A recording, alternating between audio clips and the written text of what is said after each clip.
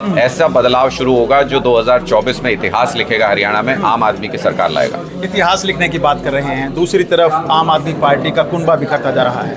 कद्दावर नेता निर्मल सिंह और उनकी बेटी ने आम आदमी पार्टी को अलविदा कह दिया।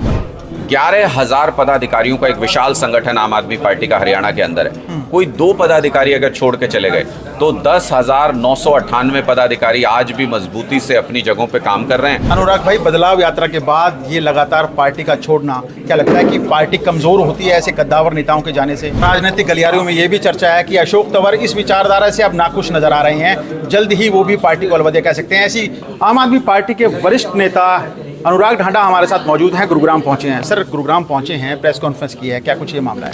देखिए, 28 जनवरी को अरविंद केजरीवाल जी एक बहुत बड़ी विशाल बदलाव रैली को संबोधित करने के लिए हरियाणा पहुंच रहे हैं। उनके तैयारी का जायज़ा लेने के लिए राष्ट्रीय संगठन मंत्री संदीप पाठक जी 4-5 जनवरी को और फिर 9 और 10 जनवरी को डिस्ट्रिक्ट वाइज एक उसका जायज़ा लेंगे तैयारियों का।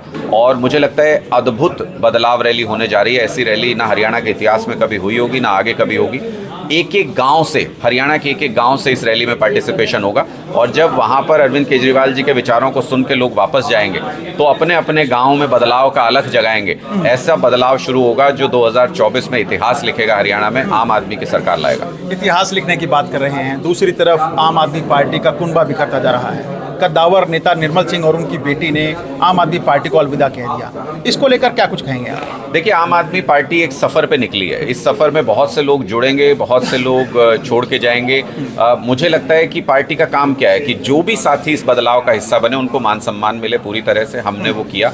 हमें जो इस्तीफ़ा उन्होंने भेजा उसमें लिखा था कि पर्सनल रीजंस की वजह से वो पार्टी छोड़ रहे हैं। हमें इसके अलावा उन्होंने कोई जानकारी नहीं दी। कोई शिकायत हो किसी तरह की तो बताते।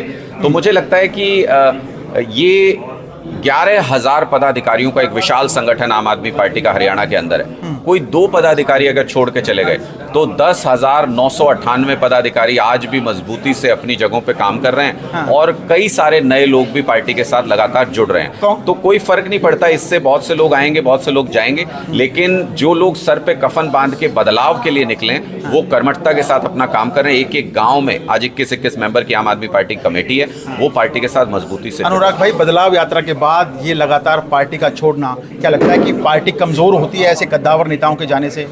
मुझे नहीं लगता है। मैंने बार बार आपको कहा कि हमारे साथ देखिए, जब आम आदमी पार्टी का सफ़र शुरू हुआ उसके बाद से कितने लोग हमें छोड़ के गए। कोई दबाव नहीं झेल पाता है, किसी की अपनी पर्सनल मजबूरियां हैं, किसी को कोई लालच है। अरविंद केजरीवाल जी तो स्पष्ट कहते हैं अगर किसी को टिकट का, पद का लालच हो, आज छोड़ के चले जाओ। हमने ये पार्टी इसलिए नहीं बना रखी है कि यहाँ पे पद मिलेंगे, टिकट मिलेगी। यहाँ पे देश को बदलने के लिए लड़ाई लड़ी जा रही है। यहाँ पे क्रांति चल रही है। उस क्रांति में जो हिस्सेदार बनना चाहे उसका स्वागत है। मुझे नहीं लगता कि कुछ व्यक्तियों के छोड़ने से पार्टी के ऊपर कोई फर्क पड़ता है। पार्टी विचारधारा से मजबूत होती है। हमारी विचारधारा दिनों दिन लोगों के घरों तक पहुंच रही है, उनके दिमाग में। राजनीतिक गलियारों में ये भी चर्चा है कि अशोक तंवर इस विचारधारा से अब नाखुश नजर आ रहे हैं, जल्द ही वो भी पार्टी को अलविदा कह सकते हैं। ऐसी जानकारी मिल रही है। आपको क्या इस बारे में जानकारी है? देखिए, मेरे पास ऐसी कोई सूचना नहीं है। अशोक तंवर जी हमारे मजबूत साथी हैं और पूरी मजबूती से ग्राउंड के ऊपर लोगों के बीच में काम कर रहे हैं और विचारधारा को आगे बढ़ाने का काम कर रहे हैं। मुझे लगता है ये अफवाहें क्यों, अच्छा आप खुद बताइए, अफवाहें क्यों उड़ा रहा है कोई? क्योंकि बीजेपी को, कांग्रेस को रास नहीं आ रहा कि आम आदमी पार्टी इतनी बड़ी ताकत हरियाणा के अंदर बन कैसे रही है। इसलिए कभी अरविंद केजरीवाल जी के खिलाफ साजिश करते हैं, उनको जेल में डालना चाहते हैं कि देखो कहीं हरियाणा में ना आ जाएं, हरियाणा के अंदर लोगों के बीच में काम ना करने लगे।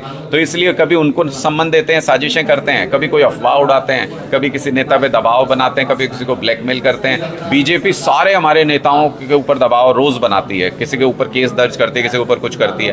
कुछ फर्क नहीं पड़ रहा क्योंकि लोगों को पता है बीजेपी जाने वाली है, आम आदमी आने वाली है। चिंतन मंथन चल रहा है पार्टी जो नेता छोड़ रहे हैं उसको लेकर। पार्टी में एक ही चीज को लेकर चिंतन मंथन चल रहा है कि 2024 में पूरे बहुमत की, एक तरफा बहुमत की हरियाणा में सरकार कैसे बने।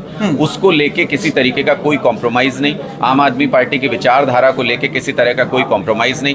और गांव-गांव तक लोगों के बीच में अरविंद केजरीवाल जी के विचारों को लेके जाना है। इसी पे चिंतन मंथन 24 घंटे चलता है पार्टी के अंदर और इसीलिए पार्टी दिन दुनी रात चौगनी उन्नति कर रही है। हरियाणा में चाह रहे हैं कि सरकार बने, वहीं दूसरी तरफ पहले डिप्टी सीएम मनीष सिसोदिया, फिर राज्यसभा सांसद संजय सिंह और अब अरविंद केजरीवाल पर गिरफ्तारी की तलवार लटकने लगी है। क्या कहेंगे इसको लेकर आप? देखो, मैं तो यही कहता हूँ, आपने कभी सुना कि राहुल गांधी जेल जा रहे हैं, सोनिया गांधी जेल जा रही हैं? ये आम आदमी पार्टी के ही नेताओं को जेल में क्यों डाल रही है भारतीय जनता पार्टी? क्योंकि भारतीय जनता पार्टी को डर हमसे, आम आदमी पार्टी से डर है।